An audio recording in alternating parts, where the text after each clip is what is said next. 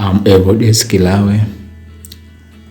We are together in module named Law and Policy in Farmers Practice. Module code is PST05102. This module is for NTA Level 5 Semester 1 March intake. Tutor name as mentioned before. My email number is evodkilawe@outlook.com. Section 1. Section of the Public Procurement Act 2011 regulating procurement of medicine and medical supply. Let me start with a simple introduction. In 2011, government through a parliament made a law which governed procurement in all government institutions, which named Public Procurement Act 2011. Therefore, all procurement proceeding in our country leading by this act, and as you as pharmaceutical technicians or upcoming pharmaceutical technicians should know these laws which govern procurement of medicine and medical supplies, which named Public Procurement Act 2011. Learning tasks. Our learning tasks is defined term procurement, mention section of Public Procurement Act 2011 regulating procurement of medicine and medical supplies. Give explanation of section of Public Procurement Act 2011 regulating procurement of medicine and medical supplies. Also state the function of the Public Procurement Act 2011. Let us start with term procurement. According to the Public Procurement Act 2011, define procurement as means buying, purchasing, renting, leasing, or otherwise acquiring any good, work, or service by a procuring entity, and include all functions that pertain to the obtaining of any goods, work, or service, include description of requirements, selection, invitation of tenders, preparation and award of contract. That is definition of procurement according to this act. But also you may define procurement as a means buying, purchasing, renting, or acquiring any goods or services by a procuring entities. That is a simple definition of procurement. Section of the Public Procurement Act 2011. We have section 43 named third party procurement. Section 51 explain qualification of tenderers.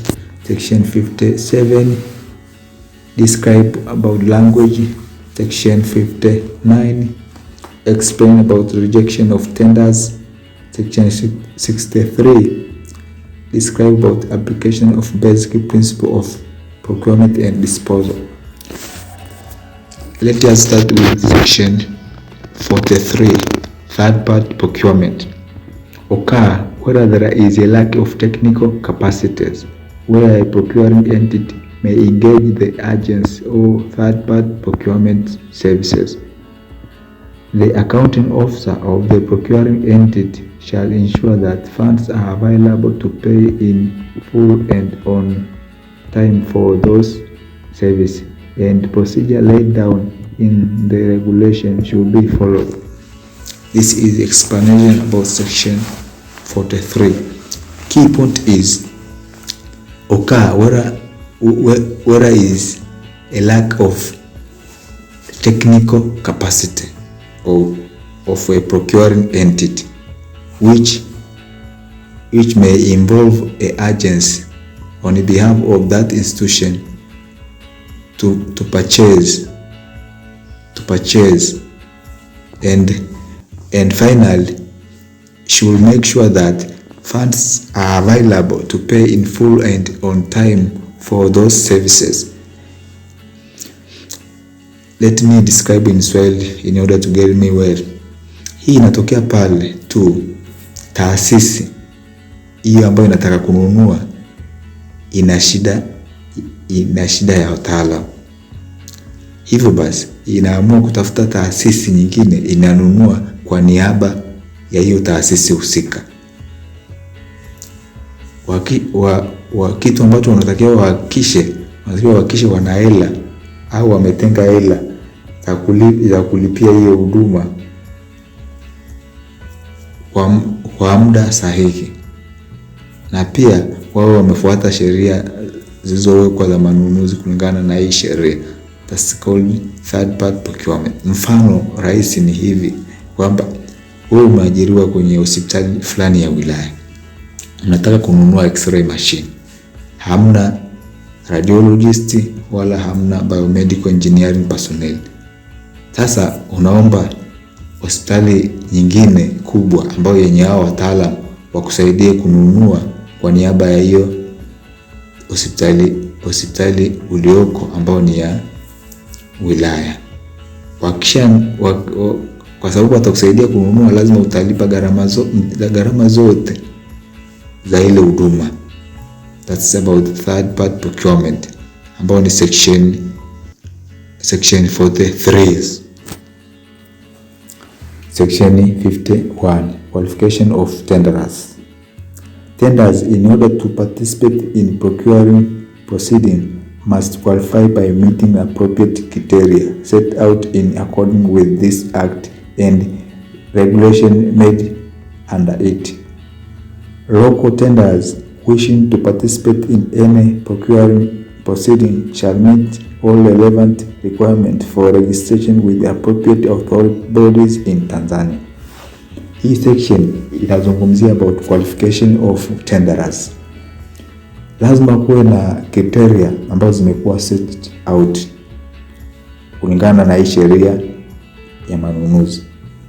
Hivyo basi wale watu wote, wale tenderers, wale wana involve kwenye ile tendering, lazima wao wamemiti hizi criteria. Na pia kama kuna local tenders, lazima wao wamesajiliwa na zile bodi na zile mamlaka husika. Mfano, ulikuwa una involve agents au agent ili wakusaidia kununua hiyo x-ray, lazima hiyo kampuni au mtu au watu wao wamesajiliwa na mamlaka husika, au ana TIN number kama ni kampuni, au na BRELA, na pia kama ana expertise kama radiologist au amesajiliwa na ile bodi ya mionzi, na kama ana engineer wao wamesajiliwa pia na zile mamlaka husika. Hiyo inaelezea about qualification of tenderers. Section 57, language. Pre-qualification document and tender document shall be written in English, and tender shall be invited in that language except as provided for in subsection 2. Where a procuring entity has limited participation to Tanzania national only, tender document may be written in either Kiswahili language or English language, and tender may be requested for in either of the language. Hii inazungumzia lugha itakayotumika kwenye pre-qualification document and tender document. Ni lugha gani? Specifically lugha ambayo inayotumika ni Kiingereza, ila kuna some exceptions. Subsection 2 inaelezea ni mazingira gani wanaweza kutumia Kiswahili. Mazingira ambayo wanaweza kutumia Kiswahili ni pale ambapo wana favor local tenderers. Wanaweza kutumia lugha zote mbili, Kiswahili au Kiingereza au both language kwenye tenders document and pre-qualification document. That's about language. Kwa hiyo section number 57 inaelezea about language. Ni lugha gani itakayotumika katika mchakato mzima wa manunuzi au wa kupata tenderers. Section 59, rejection of tenders. Rejection of all tenders or all proposals under this section shall be justified where lack of effective competition, the economic of the project have been altered, tender involve higher budget than original budget or estimate, exceptional circumstances render normal performance of the contract impossible, tender received contain a serious irregularity resulting in interference with the normal play of the market force, fund of the procurement have been suspended or otherwise not being made available, tender request or proposal is responsive.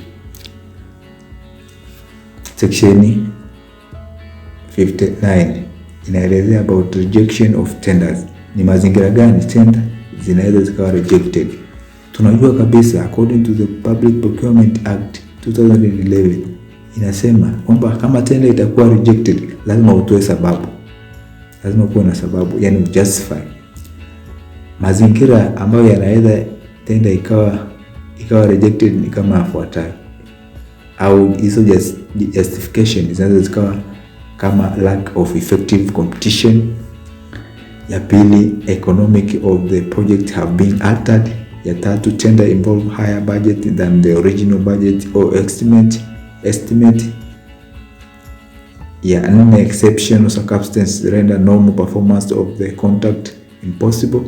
Ya tano, tender received contain a serious irregularity resulting in interference with the normal play of the market force.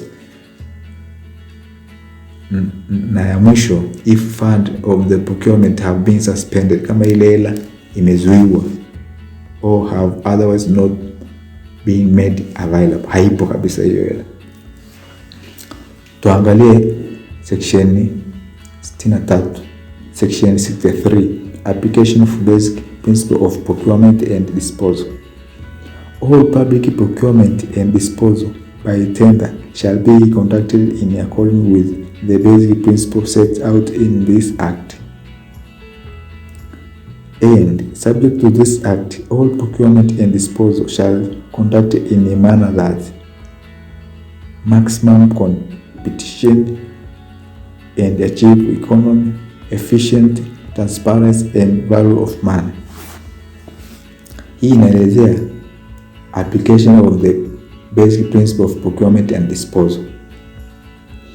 Ila key point kwenye according to the basic principle of procurement and disposal, lazima ensure maximum competition and the achieve of man, economy, efficiency, transparency and value of money. Lazima kuwa na ushindani wa kutosha katika mchakato mzima wa tenda. Lazima kuwa na uwazi na lazima ile huduma inayotolewa au ile kitu kinachonunuliwa kiwe sawa na ile hela iliyotumika. That's the explanation about section 63. Function of the Public Procurement Act 2011. Develop a national procurement policy, review procurement policy, regulation, circular and other related directive with a view of updating the same, monitor the implementation of public procurement policy, advise the central government, local government and statutory bodies on issues related to procurement policies, develop and manage procurement cadre. That's a function of Public Procurement Act 2011. Function or importance of Public Procurement Act 2011. Finally, this makes end of our topic. Thanks.